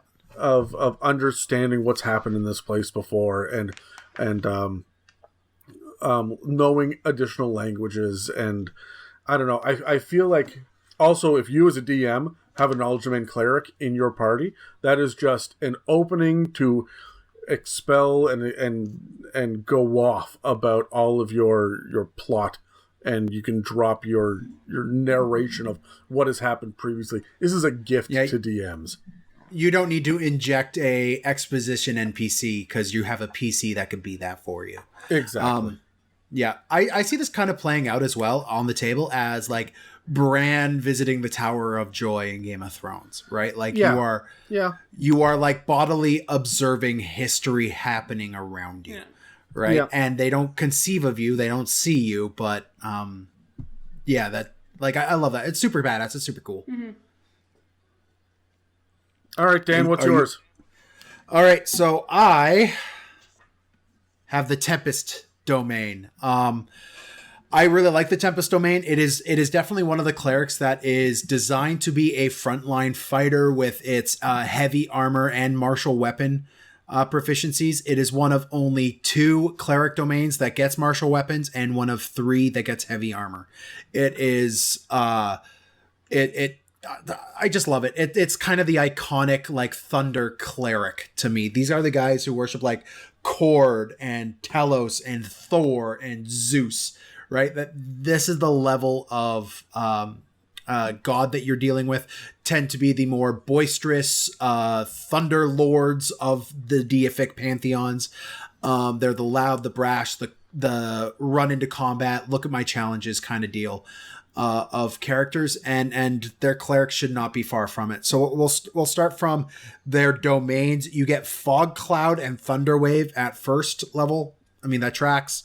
You're about storms and stuff. So Fog Cloud and Thunderwave makes sense.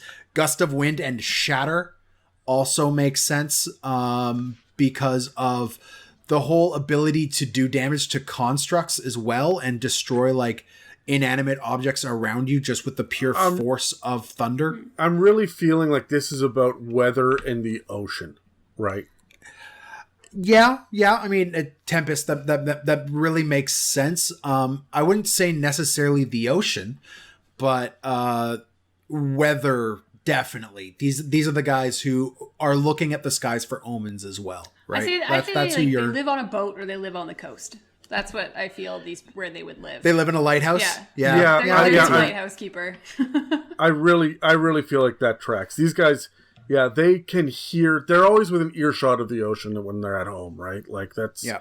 And know what? No, I'll even go one step further with that, because their spells that they get, they're about thunder and lightning, but they don't get lightning bolt.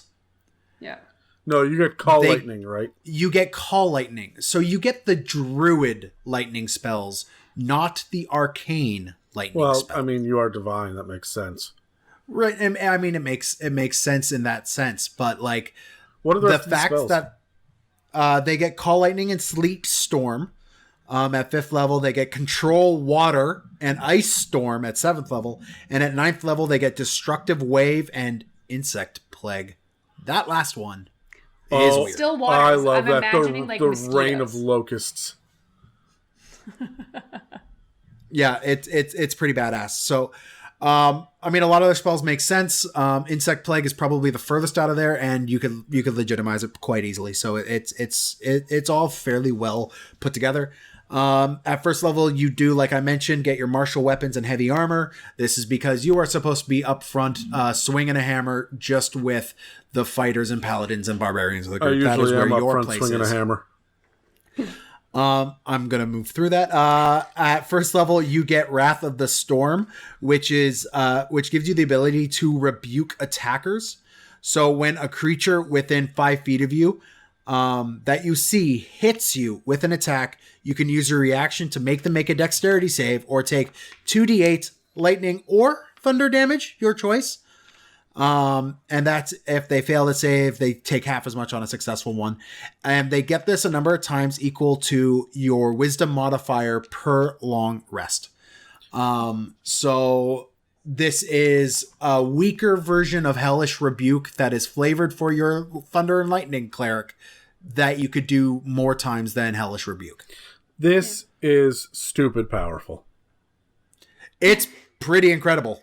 Like, especially tier 1. I wish that this stacked. I wish that it was 2d4 at tier 1, 2d6 at tier 2. Nah, I'd even say 2d6 at tier 1, 2d8 at tier 2, 2d10 at tier 3. Keep it relevant and keep it balanced. Yeah, I agree. This will get more powerful later, but not in the ways you're thinking. We're going to keep going. You get your 1 channel divinity feature, which is your destructive wrath at 2nd level, where you use your channel divinity to wield the power of the storm with unchecked ferocity. When you roll lightning or thunder damage, you can use your channel divinity to roll max damage. So if you're using this ability, you get full damage. You get 16 points of damage. That's good, but remember, you've only gotten an automatic 2 spells for this as well. Thunder Wave and Call Lightning. There's nothing else that's doing thunder or... Does Shatter do thunder? Your Destructive Wave would get it.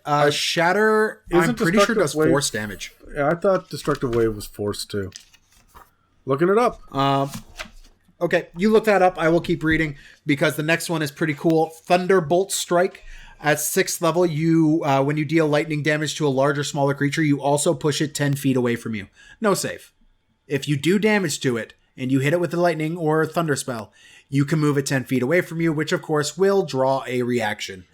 And it's 10 feet. A lot of these abilities only do 5, so this is actually quite a big push. Mm-hmm. Yeah. If you are on a boat and you use this, you are throwing people off the boat with relative ease with no save. At 8th level, you get Divine Strike, which is very similar to the one we saw with Trickery domain. Destructive is thunder damage. And radiant or necrotic. Nice. Cool. And Shatter, is that force or thunder?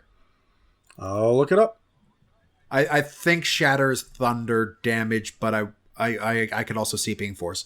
Anyways, so at 8th level, you get your Divine Strike, where you get to add once on each of your turns. When you hit a creature, you deal an additional 1d8 thunder damage. When you hit 14th level, that damage increases to 2d8 once a turn. And then finally, at 17th level, you gain a flying speed equal to your walking speed whenever you're not underground or indoors. Full stop. You are the Stormborn. You become Storm from X-Men. Yeah. You become Storm from X-Men. Yeah. I find it funny that it's... Incidentally, Shatter is thunder. It's thunder damage. Cool. So all of this tracks. There you go. So for your Stormborn, you get this flying. I love how it says when you're not underground or indoors. So friends, if you're planning on playing a long-term Underdark campaign, try a different domain, I think. But I mean, there might be sometimes I don't know. There can be oceans in the Underdark. I would say that, you know, if the ceiling is less than or is more than 40 feet, you're okay. If it's 40 feet or less, if I'm going to play in an Underdark campaign, my guy wants to be a Tempest Cleric, I'm going to give this to him, right? So okay. I would pick an arbitrary number that makes a certain amount of sense to be considered a tight space. And then when you walk into a cavern that is the size of a continent, you're okay. Okay, cool. Also, I love the idea of them being able to fly up vertical shafts. Yeah, no, and like there is like electricity pouring from them. It is Thor landing on the lightning bridge after he's got that full infusing of his power during Thor Ragnarok, right? Like just lightning and everything pouring off of him as he floats to where he needs to go. You have to stop talking. Brad is listening to the episode right now and playing with his nipples. Oh, I'm doing this for Brad. I'm bringing all this up just so Brad is happy for once. So that is our Trickery domain cleric. That's our Tempest domain cleric. That's our Knowledge domain cleric. Do we have anything else we want to mention before we move into a shout-out, guys? I like the Tempest because it feels the most thematically sound. This one was thought out well. The Trickery one and the Knowledge one, they've got a couple things that you go, well, I guess, is this the flavor they're going for with it? And it doesn't make the same amount of sense. It's not as automatically, like, it's a foregone conclusion that they would get these spells or this ability or whatever it is. I like every one of them, but I think Tempest is the best, well-rounded, and most focused. Yeah, I feel like you can't really build a Tempest cleric without that theme. You know what I mean? Where you could build a Knowledge one, you could build a Trickery one with a completely different thought process or idea and be something totally off the cuff. But you can't really do a whole heck of a lot with Tempest. So I feel like if you want to start playing a cleric, it's your first time playing and you want a carry that's almost fleshed out, a Tempest would be a good one to go for. Yeah. Yeah, I'm with you. Cool. So let's move to a shout out and then we'll come back with some interesting builds. This week's shoutout is from Matt, and it's for the group he helms out in Welland. The campaign they're running there is going great, and Matt just wanted to let his players, and all you fine listeners out there, know that he's having a blast playing at that table with a bunch of great folks. Keep it up, guys. If you want to shout out your group, Instagram, or project, whatever it is, let us know why you're so freaking awesome and we'll let the world know. Just send us an email at info@itsamimic.com. All right, guys. We have gone through our classes. We've gone through these added features that you could choose in Xanathars, and now we've come to the part of the episode where we throw out some unique character builds. So let's grab our dice. Let's roll a d20. See who goes first here. I got a 16. 12. 17. Oh. God damn it, Adam. So I'm sitting here looking at this Knowledge domain cleric, and I've been racking my brain for a unique, fun, interesting character build for this. I've got all sorts of NPCs and guides and exorcists and things that can come in and be really interesting. But for a player character, I mean, everything I'm coming up with is a little one note. I would try to grab something where there's grab someone from a race with the missing god, right? Maybe this is when I choose to play a hobgoblin, and okay, I know that they don't have the stats to really back up what a cleric is, but maybe they're looking for their fallen gods, and they're trying to piece together the history of how the goblinoid pantheon got overthrown. Or maybe I'm going to pick a kobold who is trying to find out what happened to Curdlemac, the kobold god, and how Garl Glittergold fooled him in the first place. Right? Cool. So, So I'm looking for one of these, even like an Asimar that comes down and is like, hey, I'm looking to walk the path that's been placed in front of an ancient warrior. They walk this path, and I want to follow them. And they're a historian walking the same sacred path as well. Like, I'm trying to find something that's based around the race themselves, and I'm not. These are really cool NPCs. I'm not sure I'd want to play this. Okay. Did you follow me on this? Like, I'm not really. Yeah, no, I'm with you. I'm not really sold on this as a playable subclass, but I freaking love it. I'm sitting here going, I really want to do this in this kind of setting, or in this kind of a knowledge domain cleric would be really useful and fun in Curse of Strahd, as you're piecing together the lore of Barovia. I mean, same with Tomb of Annihilation, where there are secrets to uncover. Like, that's a good place for a knowledge cleric in both of those campaigns, right? Or look at the Waterdeep ones, right? Where having the ability to cast suggestion with that just works, right? When you're in a big city, there's a lot of cool stuff that you can do, but it seems to be more. My inspiration, anyway, seems to be more based around the location and the storyline and the theme that you're already in, and less on the race class combination that we're used to, right? So I feel like anyone could be a knowledge domain cleric. Really, anybody could. It's almost like it's that domain and that class of a cleric that you would almost eventually want to cross-class. Almost. But the issue with cross-classing with a knowledge domain cleric is, like, in mid-level, you don't get a lot until, again, 17th. There's that huge gap between... Well, I think if you're going to go into it, you just get to 6th level, so you get that big-ass read thoughts thing, right? And you've got a couple of channel divinities so that you can use it. And then, I mean, are you willing to give up a third of your levels to get that?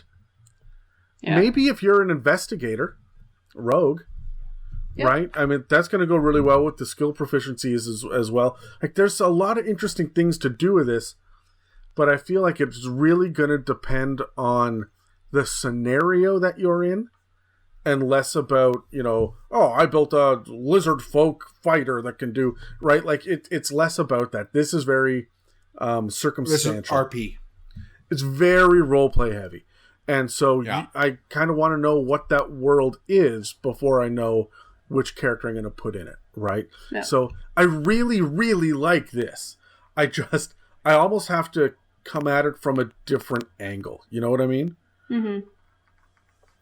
So, unfortunately, I don't have an answer besides keep this one in the back of your mind for roleplay heavy or mysteries or even the gothic horror. You're a cleric. You're still a cleric. You can still turn undead, right? Like, you are still going to be useful in your Curse of Strahd, or you're fighting necromancers and all that nonsense, right? So I don't know. I like this. It's not the obvious go-to make a ranger an Aarakocra because they can fly and shoot downwards. That's a no-brainer to me. Yeah. Right? Yeah. The Halfling Rogue, the Goliath Barbarian, these are no-brainers. There's not a real no-brainer for knowledge domain. Cleric, maybe a Vedalken from... I could see a Vedalken or a... From Ravnica. Yeah. I could see a Vedalken or a Deva would probably fit in here as well a little bit. Sorry, what was the other one? A Deva. Yeah, but again, that's not a playable race, right? Like, that's... This is my problem. It's a really interesting NPC idea. Yeah. Mm-hmm. But then I don't draw up entire character sheets for NPCs. So for NPCs now. Yeah, that falls by the wayside there. Yeah. So I don't know. Like, interesting. I want to see this in big cities. I want to see it in Gothic. I want to see it in even planar travel. Being able to get onto a plane and channel divinity and be like, wait a minute, this is where we need to open up the teleportation circle to get to whatever, right? Like, there's a lot of cool stuff here, but you gotta get that far. Yeah. So Yeah. True.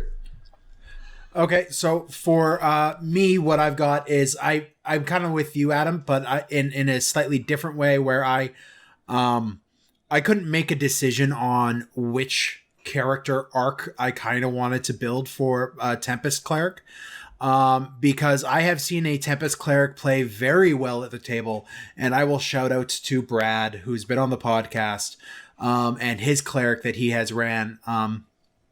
Where he played really a divine soul style cleric, where his cleric was chosen for his abilities as a crafter and as a fighter, but he never really knew where his powers came from. And part of the mystery we wanted to do was slowly unveiling to him who this old dwarven god of thunder that he was blessed by was. So me and him worked side by side as DM and player quite a lot to build into the fact that his abilities just kind of came out of him.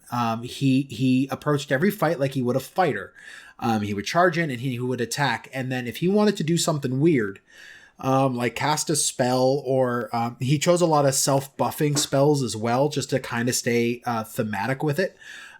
He would say, okay, I want to cast this spell on myself before I do the attack. But of course, we are all running under the assumption that his character doesn't even really know that he's divinely blessed at this point. So he was casting these spells that would, like, divine favor and stuff that would add to his hardiness and constitution, and he would feel it, but it wouldn't really resonate with him until I started leaving hints of old dwarven worshippers of this god, and then I started laying boons, and I started to give him knowledge of this old cult of a dwarven lightning god, and then because of life circumstances, that campaign kind of had to die, and he has been chomping at the bit to play that guy again for a long time. So I'm hoping to kind of give him the opportunity to dive back into the character he named. Sorry, he never got out of really tier 1, did he? No, we were just into tier 2. Like, we were level 5, I think. I was level 5, but I was a level ahead of everybody else. Okay, well, yeah, then we were either at the end of tier 1 or beginning of tier 5, but last time we saw his character. So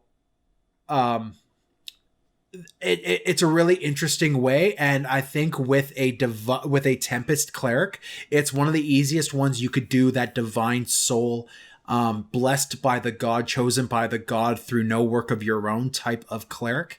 The Tempest domain really, really bleeds well into that. The other option I had, just real quick, was if you wanted to do like that Greek mythology level demigod experience, going Tempest Cleric really works if you're doing like the Trials of Hercules or like that level of stuff. Playing a character who maybe was raised mortal but might actually be the messianic character or the demigod type character who is building his strength through the spells and everything that he gets as he levels up,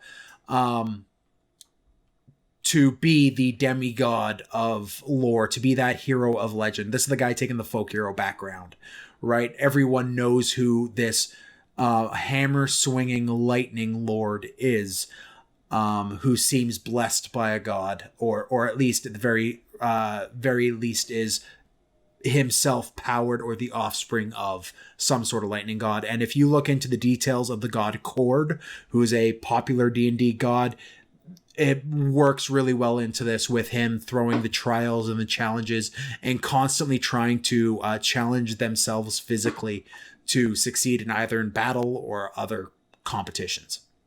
So those are the Tempest guys, and like any race works with this. Maybe not Aarakocra, but any race works with this. Well, why not? So. The thunder and lightning, right? They're up in they can be from air. I have no problem with the mountainous races like a Goliath. channeling this storm, or a Triton, right? Well, okay. No, I'm with you. Maybe not a grung, because what happens to a frog that's struck by lightning? Same thing as everything else. No, It explodes. no. Really, Adam is giving me dead silence, and I could see the stare, even though we're He's dying recording inside. separately. I know no, he wants me exactly to what die direction inside. you live in, and I'm staring in the direction of your house right now. There you go.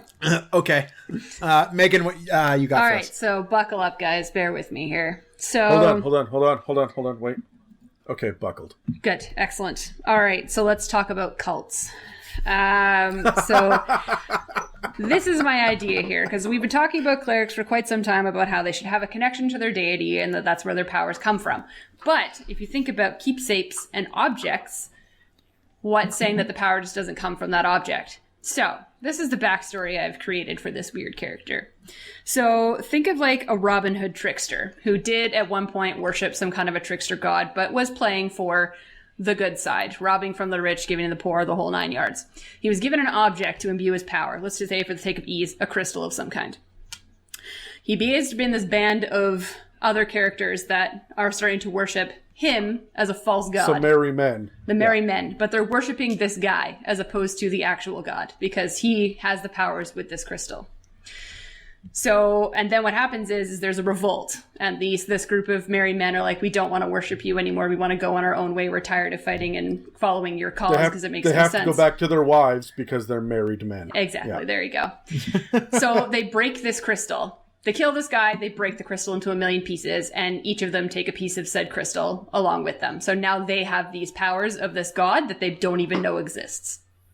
And then this crystal gets passed down to their brethren, to their kids, to their kin, and goes down the chain. And then you build an NPC that just inherits these abilities from this object, and you have no idea who it is connected to.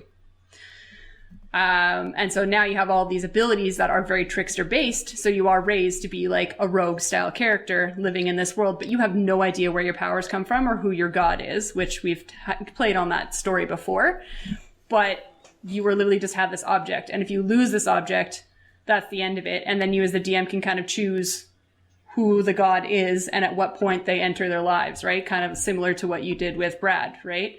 But yeah. I just like the idea that they are literally worshiping an object, not actually a god, but it's still working. Okay, cool. Yeah. That's what I thought of. But I like how it started out with a cult. I've been watching Tiger King, which is a very hot button topic right now. And all I could think of is how do I make a cult work, but still make this a playable character in the future? So that's my idea. I don't love Tiger King, but I love this character idea. It brings into question like what defines a deity in Dungeons and Dragons? Like, could enough people worship an object that it gains divinity itself and thus sentience? Mm-hmm. And then if they're Kuatoa, then yes. Yeah. Yeah, right? Or so, a trickster god does have the object and is like tricking them, shall we say, into thinking that they're doing good things, like, and that they're worshiping a different god, right? Like being that trickster of like, oh, you are worshiping Tiamat or whatever. It's a really bad example because that's an evil god, but still, like you're worshiping this person, but you're not that person. And then they find out later that they're worshiping someone completely different. There is nothing saying that the trickster god has to be not evil. Like, I think a trickster god could be very evil. Yeah. Agree. So, like, I'm with you on that one. All right, folks. Is there anything else we want to add on to our second run through of Clerics? I mean, we still have, 3 more episodes kind of lined up for Clerics, Adam? No, there's 2 more after this. Sorry, I'm just thinking about this crystal idea and the power and whatnot, and I'm thinking about, I mean, how many more times are we going to bring up X-Men? God damn. Yeah. But I'm thinking about Juggernaut, who's not actually a mutant in the comic books. He ended up entering a cave that contained the temple of a god named Sidorak. Mm-hmm. And he saw a ruby sitting there and he said that it looked like it was living. And he picked it up, even though he was warned not to. And he read out loud an inscription and he was then transformed into this giant, hulking, powerful creature with the powers of Sidorak. And so he actually, and the temple was destroyed afterwards, but he is a avatar of Sidorak. He's considered the second avatar. Yeah. And he runs around with this ruby, and it gives him his power. That seems very, very similar to what you are talking about. Ooh, and you could almost Highlander it. So, like, if you do use my idea where they broke the crystal into pieces, if you bring all of the crystals together, you do become the second coming of that god. So you end up spending your life finding the other pieces of this crystal and killing everybody, like Highlander style. Like, there could be only one. Oh, that's cool. And your secret is that you know that nobody else does. It's just all of the decisions that you're making. The DM is pointing you down the road to put the crystals back together. Yeah. And everyone else is like, oh, hey, yeah, cool. You found another one. And everyone's just like shrugging it off. And then you get all 13 shards and become the supreme evil. Love it. Or whatever. Cool. All right, guys. So that'll be it for our episode today on Clerics. You can find us on iTunes, Spotify, and YouTube, as well as dozens of other podcast apps. You could also find us at www.itsamimic.com or email us at info@itsamimic.com.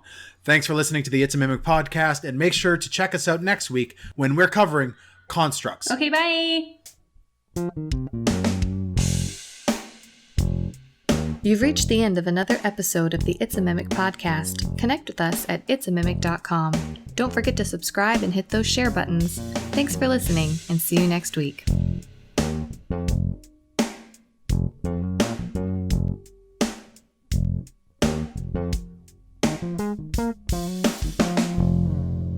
All right, guys. So we have been talking about clerics again this episode, and there is a little line in there in Xanathar's about clerics being they get their powers either as a consequence of choosing a god or as a god choosing them. And I don't know, guys. Like, this is a really weird perspective.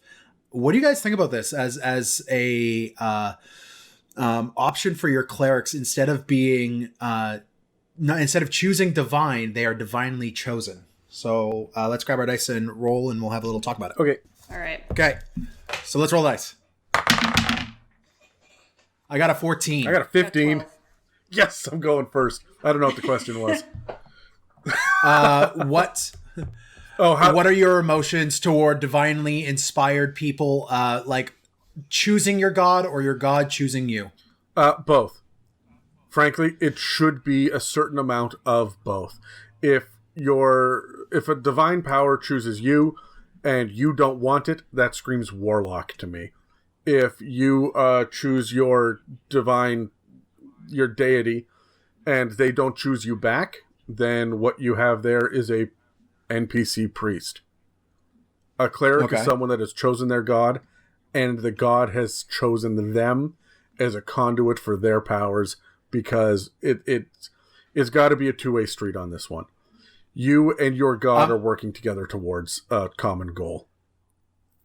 I would agree with you on that one for the most part. However, I find the idea of a character who is divinely powered searching out who the deity that empowers them is. I like that kind of character arc. Like, maybe you don't know what god it is, but you are granted these powers. So your character arc is trying to figure out what god has chosen you and why. Right? I like that character arc. I don't necessarily think that screams warlock, mostly because warlocks to me are more of a two-way street thing as well, where you have to gain the benefit for doing something for the warlock. Like, the warlock has to have, the warlock patron has to have a reason. And I don't see the cleric as necessarily needing that. I could see a player playing a character, and I've actually had it in one of my tables where they don't have an idea who their god is and they're trying to discover them. I like that to a point, but frankly, I've seen it done a whole lot. It doesn't interest me anymore. Which god has given me these powers of like, don't you just think you're a sorcerer at that point? Yeah, you're a divine sorcerer, really. So, but I would take it one more step further, and if I trusted my DM, let them choose my spells. Oh my god, No. don't give Adam that power. No, I do not. I would never do that.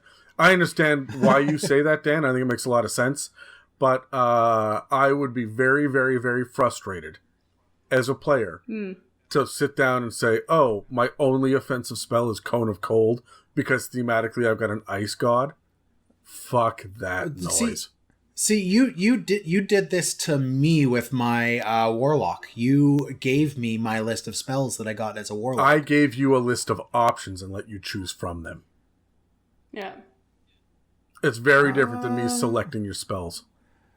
But I mean, like, your spells are selected no matter what divine one you do technically, right? It's just that you're kind of making it more of a theme by selecting those spells, right? Like, you're almost picking your own domain if you're doing that decision. Because, I don't know, I'm kind of on the fence with utilizing both in different ways, because I feel like 5th edition gives you that freedom to make those choices. Mm-hmm. So, like, I like the idea of the cleric that I'm thinking about me growing up in church. I had no idea what the heck God was when I was 5, but I was supposed to understand, learn, and follow. Whereas, like, I'm imagining a kid being born into a family that worshipped a god, and now you are worshiping this god because you were raised to do so. And then you get these divine powers because, you know, you were sworn into, like, the community or what have you, and then you grow up with this deity that you are supposed to be following, not necessarily because you chose to, but because that's what you were taught, right? That's kind of what I feel a cleric being more of. So I do agree that a partnership needs to exist between a cleric and its god, but I think that the joys of 5th edition, it gives you the ability to interpret what that relationship looks like. Cool. Yeah. The other thing that, I mean, I've got kind of a funky story. I don't really have permission to tell it in its full, so I'm not going to. But here's a true story. I'll hit the highlights of it. I have a friend who was not raised religious at all. And he went through a traumatic experience when he was in his early teens. And he had nowhere else to turn. And so he ended up going into a church, and he kind of toyed with the idea of praying. And he actually asked God for a specific sign. And so, you know, if you're real, if you can help me, give me a sign. And then, from his perspective, he got the sign that he was looking for. And he became intensely devout after that. And that is a personal relationship that he has with God. All of your faith and your preconceptions and your own personal opinions aside, that's how I would run a cleric who was not raised in a church, but found their God and their God reached out to them. That's how I would run them in D&D. Because that's a true story. That's a real story that happened to somebody that I know, and I think that it's a crazy anecdote, and it feels very D&D to me, right? The idea that you had nowhere else to turn, so you stop at a temple, you pray, and then the god answers your prayer. And here we go. I'm a level 1 cleric. Yeah. But I feel like, again, that to my point, that you could do both with the cleric right now with 5th edition, because it's not very black and white of, oh, you follow this god because you have to, right? There is that open interpretation where you could cross-class, where suddenly randomly at level 15, you find a god that you feel like you want to worship and that you make a connection with, and then suddenly you end up with cleric capabilities. Kind of like how, to your point, Dan, you had a character that suddenly went warlock because you made a connection with a god, and you were forced into this, you know, process, and you were given your spells, but to the other sense of you're not forced into it. You made that choice, right? Yeah. But, Well, in Loki's defense, he was the one who was doing the self-sacrifice play. He's like, this is the only way out of this situation. Someone has to do it. Might as well be me. yeah. Like that's what he did. So, and that's why he entered in the warlock. I don't necessarily think that's why you would enter into a cleric relationship, because someone's got to be the holy man. But I mean, being a cleric in D&D is something that is so much easier to be, because the god, like, playing an atheist in D&D sounds hard because the gods are a very real thing. Like, an atheist isn't so much that the gods don't exist, it's that the gods lack power in D&D. Yeah. So, or that they don't bother with the prime material plane. Like, sure, they prance around on Mount Celestia. They have nothing to do with whether or not my field gets tilled by the end of the harvest season. Yeah, that's a lesser form of deism, where it's like God is just left, like God exists, but it has no interest in us anymore, and that is a common train of thought on Earth as well. So, I love I love the nuance in religion when it comes to this game, and I have a feeling most of that's just because of my background. But I don't know, like having there used to be something called a divine soul, right? And a divine soul was a martial character that was kind of an answer to the paladin, where it was a chosen champion of a god. And the clerics in this edition fit that very well. Well, and there's also divine soul sorcerers, like it's right there in the name. We don't talk about those fucking things. You're damn right. They don't make an ounce of sense. Do you ever have a cleric that wonders aloud? Maybe he's taken a couple levels in Bard. Does he ever wonder, what if God was one of us? Well, I mean, that's where the song came from, right? A bard sang that once. Well, I was going to ask, is this bard in Aarakocra? God damn it. And maybe their name is Sheryl Crow? Boo. Oh, God. I can't do this. It's a kenku. It's a it's a kenku. Just repeating it. Stop it.